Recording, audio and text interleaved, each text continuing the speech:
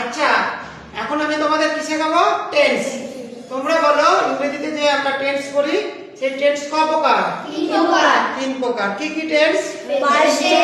তোমরা এক এক করে বলো। Present tense, future tense. তাহলে দেখো এদিকে, তাহলে আমাদের প্রথমে লিখতে হবে কি? Tense. T E N S E, tense. টেন্সের বাংলা কথা কি বলো? কাল। টেন্সের বাংলা কথা কাল। এই টেন্সকে আমরা তিন ভাগে ভাগ করতে পারি, তোমরা বলেছো, ঠিক আছে? তাহলে আমরা টেন্সকে যদি তিন ভাগে ভাগ করি, তাহলে আমাদের প্রথমে হচ্ছে প্রেজেন্ট টেন্স। কি টেন্স? Present tense. বা তারপরে পাস্ট টেন্স। আমি আর টেন্সটা লিখলাম না, ওদিকে আর দেখাতে হবে না। তারপরে হচ্ছে তোমার এখানে হচ্ছে future, F U T U R E, এই তিনটা হলো। এইবার এই প্রেজেন্ট টেন্সের বাংলা কথা কি? বর্তমান কাল। তোমরা জানো তো? বর্তমান কাল, বর্তমান কাল। তারপরে কি? পাস্ট, ভেরি গুড, অতীত কাল।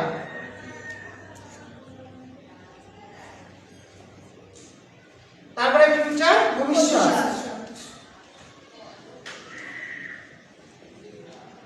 এই তিনটা হচ্ছে কাল। এই যে প্রতিটা টেন্স, সেই টেন্সের আবার গঠন থাকে। কি থাকে? এবং এই প্রতিটা টেন্সকে আবার চার ভাগে ভাগ করা যায়। কয় ভাগে ভাগ করা যায়? চার ভাগে ভাগ করা যায়। সেই চার ভাগটা কি সেটা আমরা এখন দেখবো। যেমন ধরো আমি আগে একটা তোমাদেরকে দেখাবো প্রেজেন্ট টেন্স। প্রেজেন্ট টেন্স তাহলে কটা ভাগ আছে? চারটে ভাগ। তাহলে আমি নামগুলো লিখি। এক নম্বর হচ্ছে সিম্পল প্রেজেন্ট টেন্স বা প্রেজেন্ট ইনডিফিনিট। কি বললাম? তাহলে এক নম্বর হচ্ছে সিম্পল প্রেজেন্ট টেন্স বা প্রেজেন্ট ইনডিফিনিট।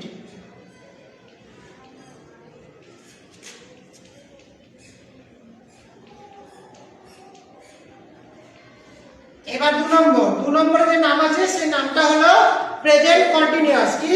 Present continuous. ওদিকে না দেখানো হবে। Present continuous, continuous.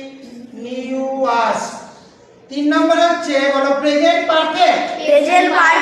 P R E S E N T, present perfect. আর চার নম্বর হচ্ছে প্রেজেন্ট পারফেক্ট কন্টিনিউয়াস। চার নম্বরে প্রেজেন্ট পারফেক্ট কন্টিনিউয়াস।